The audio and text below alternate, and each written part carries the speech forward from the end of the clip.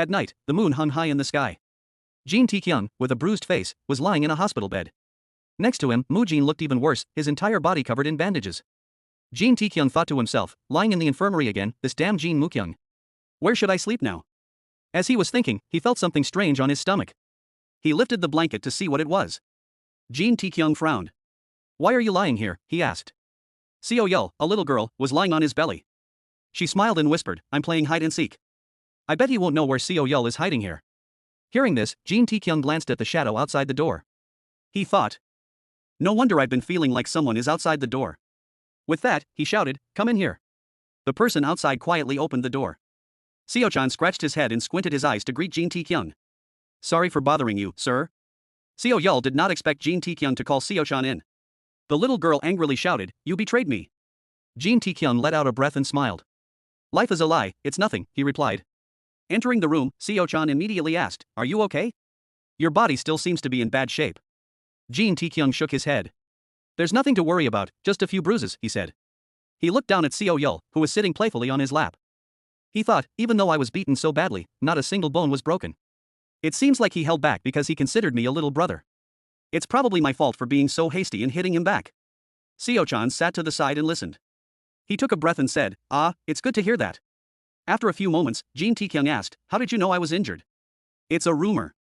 What are people saying? He thought, Sleeping Dragon of Shanxi was defeated by that guy named Heavenly Jean Blade. It wouldn't be surprising if everyone started talking about it. As he was thinking, Seo-chan suddenly got angry. He clenched his fists and shouted, everyone was very angry. Doing so was defaming him. This statement surprised Jin Taekyung a bit. Seo-chan stomped his foot again and said, if I were there, I would beat that bastard for daring to do that to you. Seeing that the boy was angry for his sake, Jin Taekyung quickly advised, calm down, kid. Thank you for thinking about me, but isn't that a bit of a loss? Seo-chan didn't think so. But like so, how can that be? The lesser family head has forbidden anyone to follow him, the boy said. This information made Jin Taekyung confused. He was sweating and thought, what the hell is it? Isn't it normal to execute brothers in the Murim world? Isn't it normal to fight like that?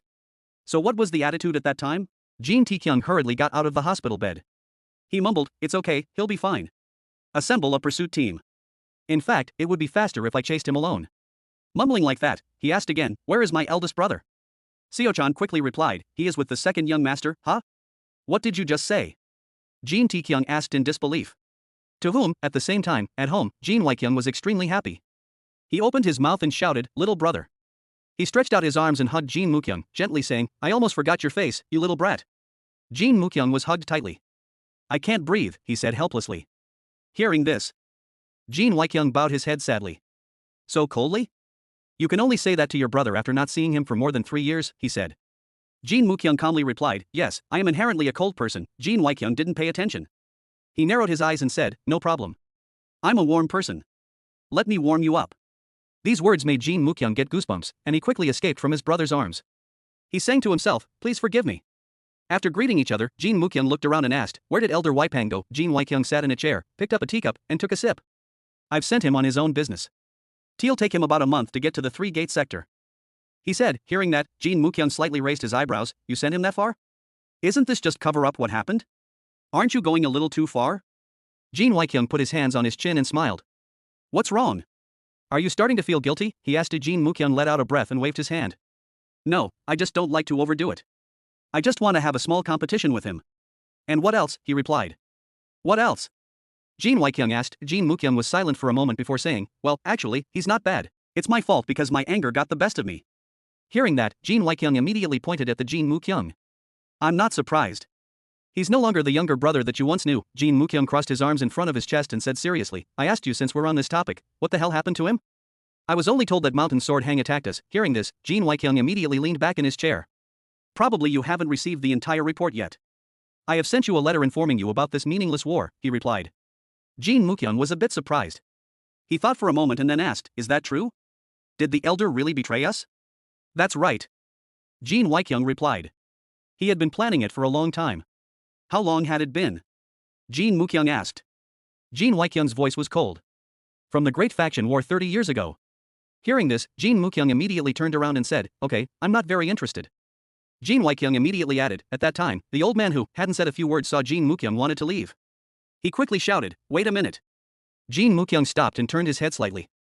Those things happened before I was born. Even if you explain now, I still wouldn't know what those things were like. If it happened now, then we can help out. Jin Waikyung stood up. But you must know the truth. The truth behind the family name. Before he could finish, Jin Mukyung interrupted. The elder betrayed and was destroyed. At the same time, the mountain sword hang was also destroyed, and the Jin family became the winner. This war, are we missing any more information? Hearing that, Jin Waikyung immediately shook his head and replied, no, I basically have all the information. Receiving this, Jin Mukyung turned his head and said, okay, then I will go. Seeing that he was about to leave, Jin Waikyung hurriedly called out, where are you going? To practice, of course, Jin Mukyung said. Hearing that, Jin Waikyung quickly called out, hey, Mukyung. Jin Mukyung didn't even bother to turn around. He just said thank you for the cup of tea and left. Meanwhile, in a certain forest, a group of people holding fire sticks walked forward as if looking for something. Someone shouted, we can't find him. He disappeared without leaving any trace of his whereabouts, as if he were a ghost. Wei Pang went first. Hearing that, he clasped his hands behind his back and thought, of course you guys couldn't find anything, because from the beginning there were no assassins at all. I couldn't find it, so I had to play this game for so long. The words dark heaven appeared in his mind. Wei Pang remembered Jin Waikyung's advice before leaving. The clouds will become gray. We are witnessing a phenomenon that has not appeared in many centuries. We need to equip ourselves. I'll let you take 30 soldiers and head south. We'll let people think we're chasing the enemy after the battle, but your main mission is something else. The new year is coming. I plan to convene all the sects in this mountain. Will you be able to summon them? Do you think you can lead the factions? After hearing these words, Wei Pang respectfully replied, yes, as he wished. Jin Mukyung sat on the bed in the infirmary. He was bored, so he opened his information panel and took a look. Character, Jin Taekyung level, 50, fame 1180, 150, title, for title effect are currently applied. All the other things also increase and available points 50 left. Please distribute your state point. Looking at his available points, 50, he said I used too much of my state points. I thought 20 or 30 points would have been enough. But I ended up putting 50 point into agility and still lose the fight. He turned off the screen and lay down on the bed. He frowned and thought, how strong is Jin Mukyung really? While thinking about this, Mujin, lying next to him, suddenly groaned. The doctor standing next to him, treating him, said, listen, if you still try to escape from here without my permission, then I will use strong measures to tie you up there. After the doctor finished, he turned his head and glanced at Jin Taekyung. He quickly ordered, take off. Hearing this, Jin Taekyung grabbed the blanket and shouted, why take off? The doctor angrily shouted, are you deaf? Take off your clothes. The cloth bandage on Jin Taekyung's body was quickly taken off. Looking at the wound on his body, the doctor's eyes showed surprise. What the hell is that? He exclaimed. The wound on Jin Taekyung's chest had completely closed. And the skin on his chest was smooth and shiny. The doctor quickly asked, did you take any miracle medicine last night? Jin Taekyung shook his head. No, I just spent the whole day resting, he replied. Hearing this, the doctor stroked his beard and thought, is it because of the effects of thousands of years of herbs? No, that's a bit too much. Did this brat sneak into my medicine room to steal herbs? Very quickly, Jin Taekyung was kicked out of the infirmary. The doctor calmly said, you can go. Jin Taekyung quickly returned home. He stood in front of his collapsed room for a long time without moving.